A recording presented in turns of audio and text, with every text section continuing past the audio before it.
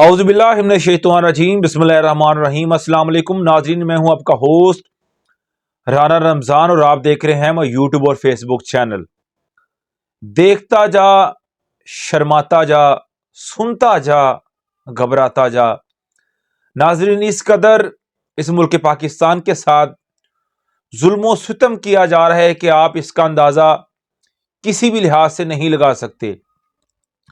یعنی وہ لوگ جو ٹی وی کے اوپر آ کر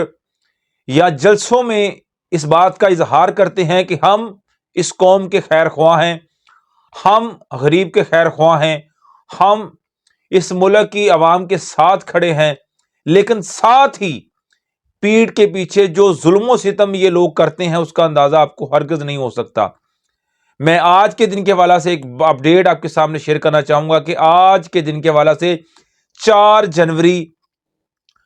اور آج دن ہے جمعرات کا 2024۔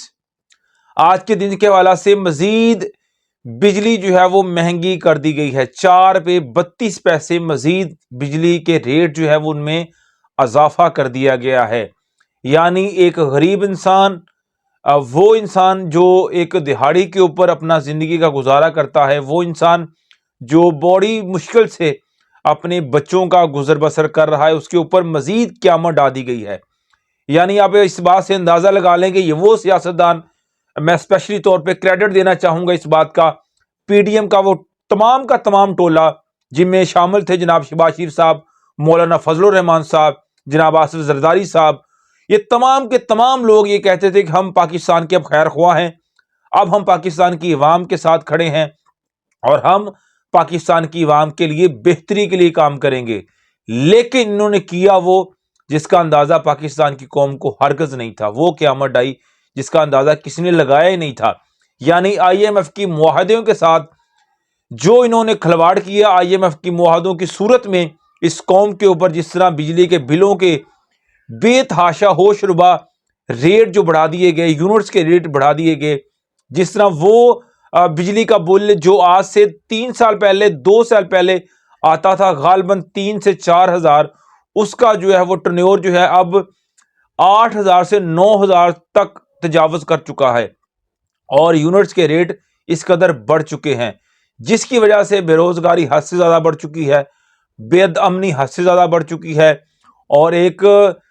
بے یقینی سی صورتحال اس ملک پاکستان میں موجود ہے، جس کا سارا کریڈٹ جاتا ہے مسلم لیگ نون کے جناب میاں شہباز شریف صاحب کو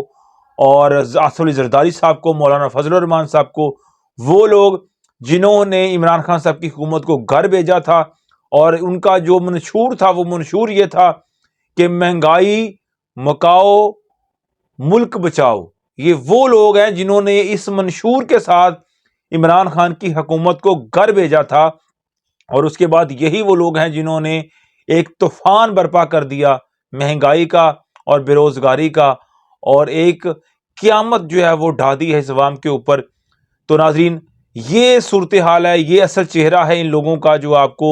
جھانسا دیتے ہیں اس بات کا کہ ہم آپ کے خیر خواہ ہیں، ہم اس ملک کے خیر خواہ ہیں، لیکن یہ اپنے مفادات کی خاطر کچھ بھی کرتے ہیں، اور جو بھی کرتے ہیں وہ صرف اپنے فائدے کے لیے کرتے ہیں۔ اس کے ساتھ ساتھ آج کے ولاگ میں ایک مزید اپڈیٹ آپ کے سامنے شیئر کرنا چاہوں گا جو کہ انٹرنیشنل وائز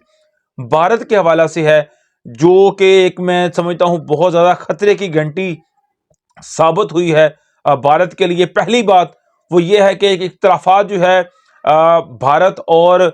امریکہ کے درمیان بہت زیادہ بڑھ چکے ہیں۔ ایک کوارڈ جو کہ ایک گروپ ہے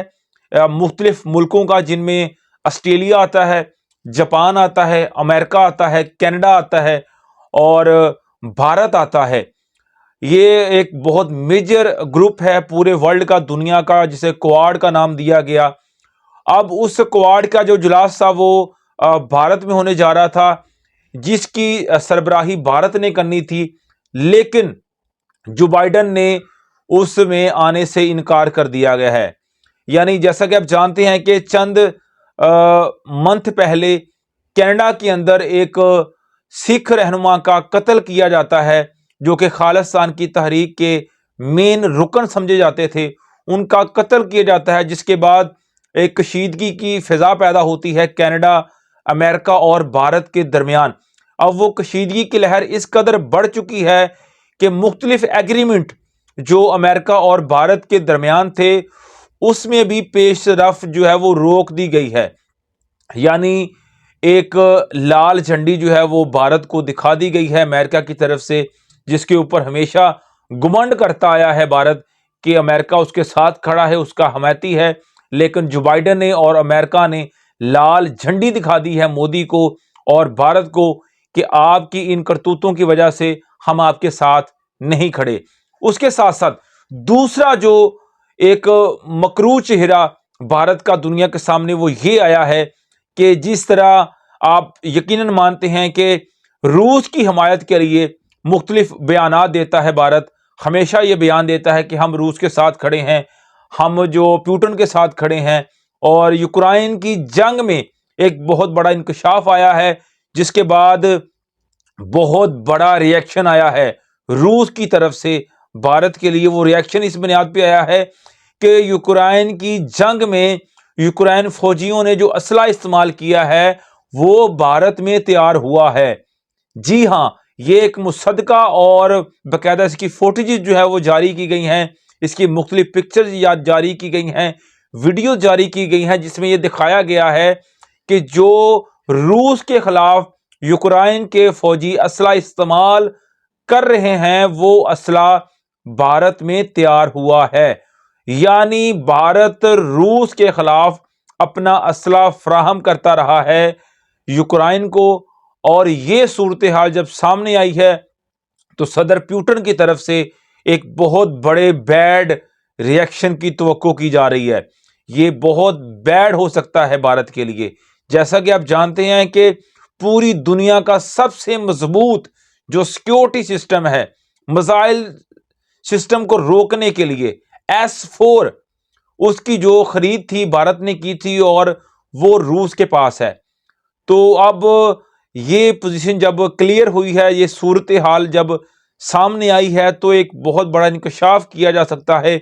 کہ بھارت نے یہ جو حرکت کی ہے اس کے بعد ری ایکشن جو ہے روس کی طرف سے بہت زیادہ برا آ سکتا ہے. یعنی بغل میں چھری منہ میں رام رام، یہ محاورہ سوٹ کرتا ہے پورے کا پورا نریندر مودی کے اوپر اور پوری کے پوری بھارت کے اوپر. تو ناظرین، آج کے ویلاگ کے لیے اتنا ہی. اپنا خیال رکھیے گا اور اپنے اس چینل کا بھی